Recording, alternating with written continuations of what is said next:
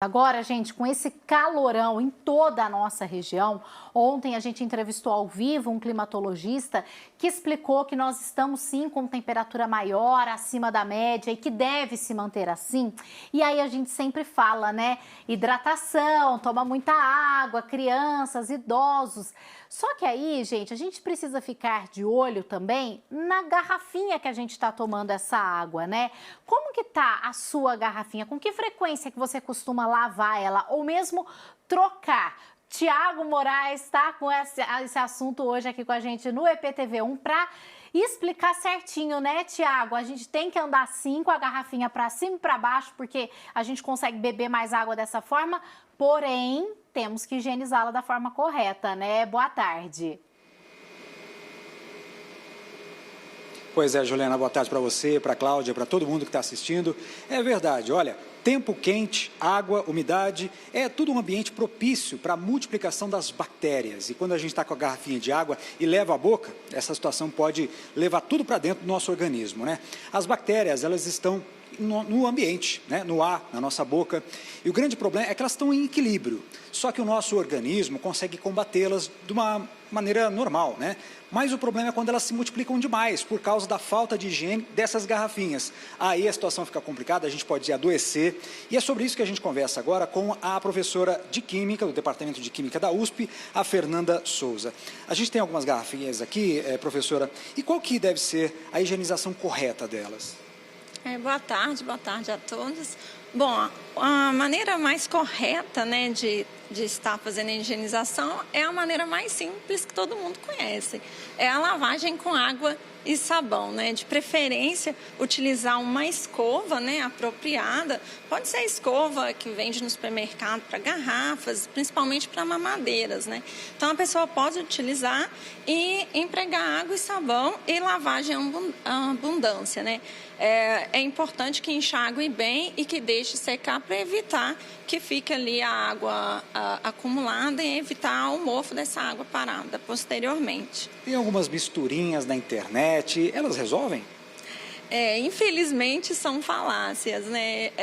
Porque as propriedades, né, de algumas substâncias ali, ela tem sim, por exemplo, um bicarbonato, ele tem uma propriedade química de que você coloca sobre a superfície e ele pode retirar a mancha. Assim como o vinagre também é utilizado como agente microbiológico. No entanto, a mistura desses componentes, né, elas se anulam.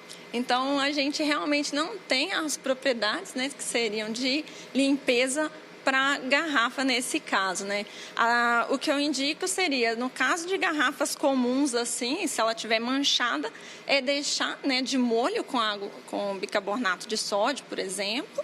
E, no caso, para retirar micro-organismo, pode ser usado tanto vinagre, né? O Ministério da Saúde, inclusive, recomenda 2 colheres ou de hipoclorito de sódio, né? Comumente chamado de água sanitária, ou por litro de água, ou também o vinagre, caso a pessoa não tenha. E tem muita diferença o material da garrafa, de plástico, de vidro, de alumínio, qual que seria melhor? Sim, então a gente sabe que por custo, né, questões econômicas, a garrafa de plástico ela é sempre mais fácil de ser encontrada e de ser adquirida. No entanto, né, os plásticos ele tem um potencial cancerígeno caso esse plástico não seja livre de BPA, que são os bisfenóis.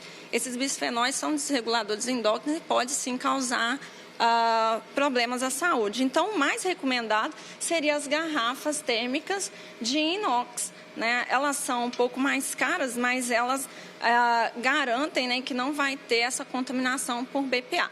No entanto, a limpeza delas deve ser um pouco mais cuidadosa, porque o hipoclorito de sódio pode corroer esse material. Agora, essas garrafinhas plásticas, assim, tipo PET, né, que a gente compra no supermercado, de quanto em quanto tempo elas precisam ser trocadas? Não é recomendado que você use essas simples de supermercado como uso diário, né? Caso você tenha uma que seja mais... a gente fala, né, para um leigo olhar o material, né? Quanto mais firme ele for, um pouco melhor. Mas ela deve ser limpa diariamente, né? A gente fala deve ser lavada, deve ser limpa todos os dias. E essa limpeza mais profunda que a gente comentou com hipoclorito de sódio, água sanitária ou vinagre, deixar de molho, pelo menos semanalmente. Tá certo, professora. Muito obrigado pelas informações. Tá aí, gente. O importante é fazer a higienização das garrafas reutilizáveis e essas descartáveis, descartar o quanto antes, né? Para que essas bactérias não permaneçam lá e a gente acabe levando isso para dentro do nosso organismo, né, Juliana?